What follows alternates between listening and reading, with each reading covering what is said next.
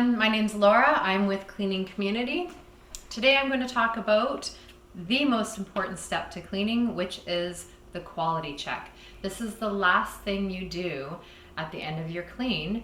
You can either do a walkthrough at the end of your clean and check things to make sure that everything looks good, or you can do a walkthrough per room. So once you're done dusting, vacuuming, mopping your specific room, you can then do a quick check and make sure that everything looks great.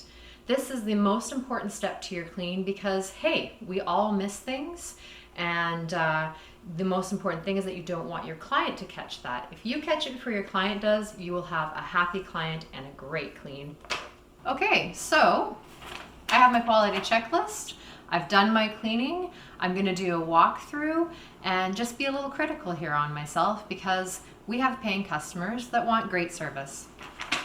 As I do my walk around, I'm going to go through this list. Common areas, dust up high, I'm looking for that. I'm looking for edging. I'm looking for just little details that make a big difference. So here we go. I make sure to have my cloth on hand just in case I do catch things. And I'm going to walk around and I'm going to see that I missed a bit of the edging right here with vacuuming. There's a couple little areas in there. So you'd want to grab your vacuum and quickly suck that up. As I go through, I want to make sure that I got all the light switches. The baseboards were missed. They need a quick little dusting off. It looks like right here, I've missed the cobwebs in the corner of this window. So just give that a quick wipe.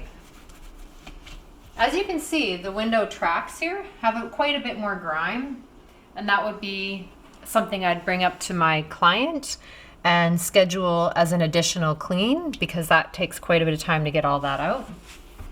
I'm doing my walk around. I've noticed that, hey, there's a couple kid prints on the window. This client has kids, so they tend to get up there and get their fingerprints all over the place. Just requires a slightly damp cloth and some buffing. That's all you really need to do to get those kid prints off. We don't need to do a top down full window clean here. That can be an additional service. I'm noticing that I didn't quite dust this table off thoroughly. There's a few more details in the few more little bits in between the table edging. And it looks like I cleaned the couch, but the cushions are a little disoriented. They could use a little more straightening. So this blanket could be folded properly and draped over the edge like so. And the cushion could be nice and straight here. And another important point is under the cushions. I see that I haven't vacuumed under the cushions. There's all these little bits here. Not too bad, but you know, if you have a repeat client, you should definitely check under the cushions and make sure that there's no popcorn and junk food under there. It's a common area to get missed.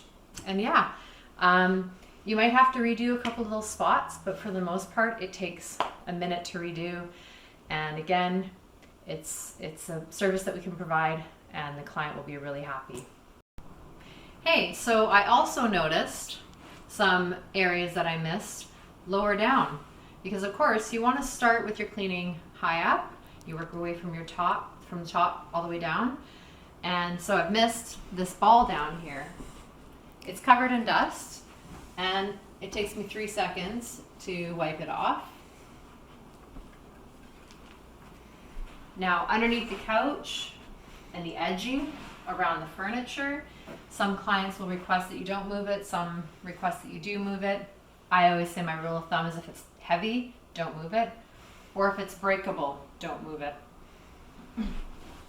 But you can see that I've missed kind of in between here. It's a difficult area to get to, but you can take your vacuum and you can do some of the edging in there, and you can also do some of the dusting. Another common area that gets missed is under the coffee table and the coffee table legs. So again, this is a really important step, especially when you're learning, to quality check what you've done. Now, ideally, the more you quality check yourself and the more you learn, the more you start to incorporate all these details into your cleaning, and it always ends up taking an extra 2 or 3 minutes to make sure all these details are done. So I hope that this video has helped, and we'll do some more quality checking in the kitchen and the bathroom next.